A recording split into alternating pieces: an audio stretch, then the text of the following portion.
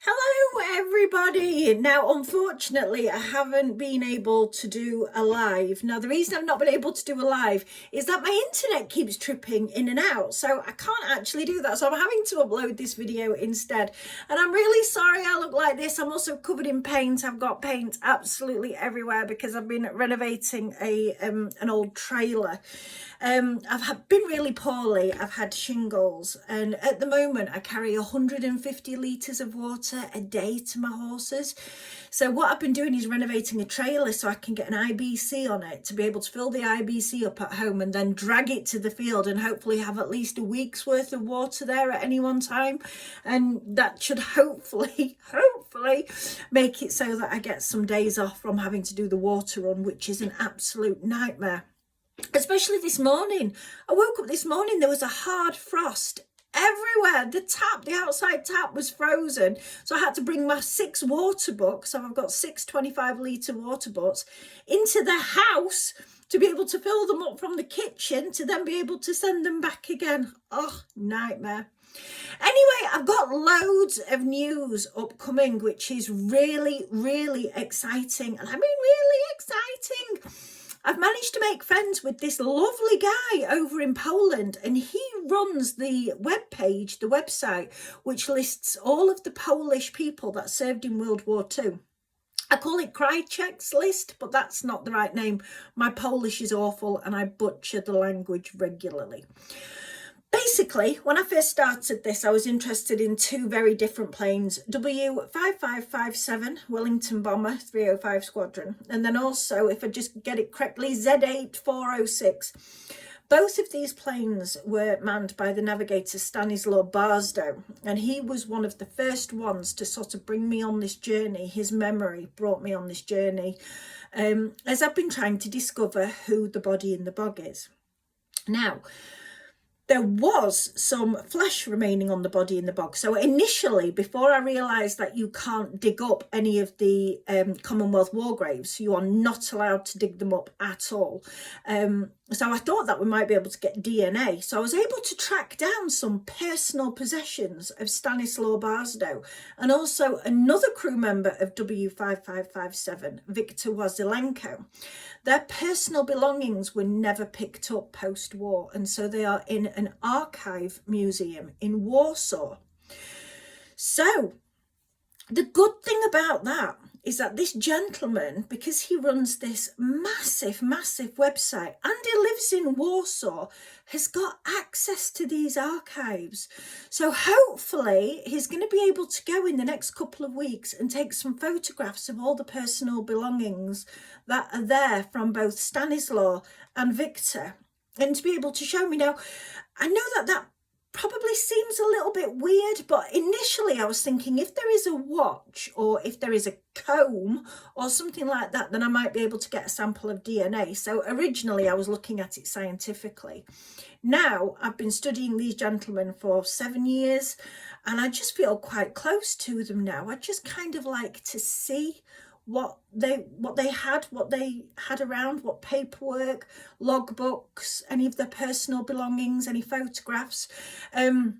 He has been through Viktor's before because Viktor was only 18 when he was killed, and he did try and see whether or not he could track down Viktor's family or any surviving relatives. He has been unsuccessful, unfortunately, but he said in Viktor's personal belongings there are a lot of photographs of home, which is really sad. And again, I think just because I've known them for so many years now, I would just quite like to have a look and see, which would be lovely. But anyway, so that's where we are. In the next few weeks, hopefully I should be able to get it. I've got loads of positive information and positive feedback from Saturday's vlog, which went down really well. It was a really difficult story to tell. Imagine your son has been dead for 5 years. You've heard from his friend that he has been killed, and slight circumstances that he crashed over Lindholm, which is where he was based. But you do not know where your son's buried, or if he's got a burial, or if there was any bits of him even, remaining to be able to be buried. It's things like that I find really triggering. I find it really difficult to be able to put myself into that situation. It's a really tricky, tough one.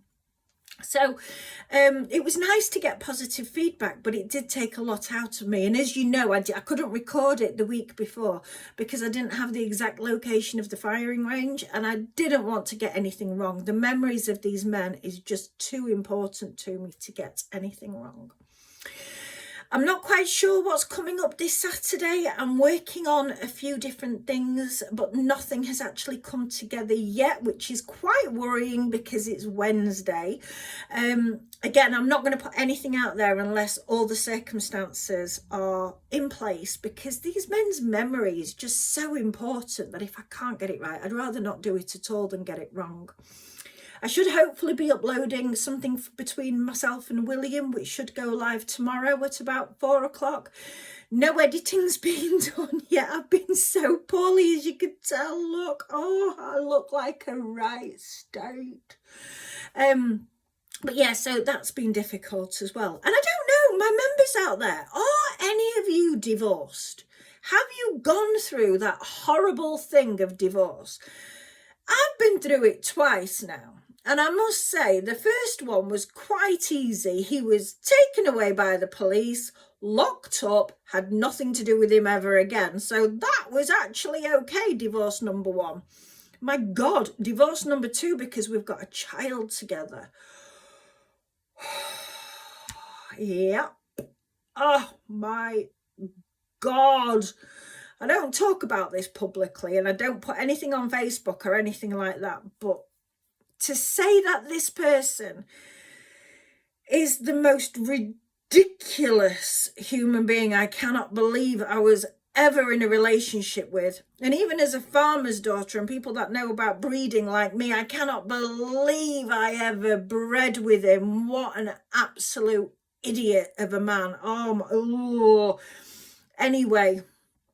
Yeah, winding me up to the extent, but I mean, I've been poorly as well, but if anybody out there is a member on here to be able to feed information back to him, please reiterate how much of a nothing he is. And even though he winds me up, that's probably because I'm easily wound up and because I've never disliked somebody so much in my entire life.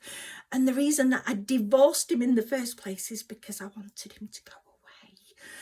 But unfortunately, when you have kids with somebody, it's an awful lot of grinning and bearing and bloody loads of phone calls to solicitors. But anyway, that's where I'm at today. So if I look dishevelled and yeah, just noticed behind me I've got my motorbike leathers. Maybe I need a new motorbike. Maybe that would sort me out. Just go out there and have a blast around on something. I do quite miss my Ninja. Anyway, to all my lovely members, I'm so sorry if I've been a little bit neglectful. It's been a really long week. I am starting to feel a little bit better, even though I still look dreadful. So hopefully I should be back again tomorrow night. Hopefully Saturday night, if the story can come together. If it can't, I just won't do anybody an injustice. But thank you so much for continuing to support Will MX Kid. We will be here as often as we can. And fingers crossed, we should be camping at the weekend as well. And I love going out camping. So I will see you then. Take care, everyone. Bye. Mwah.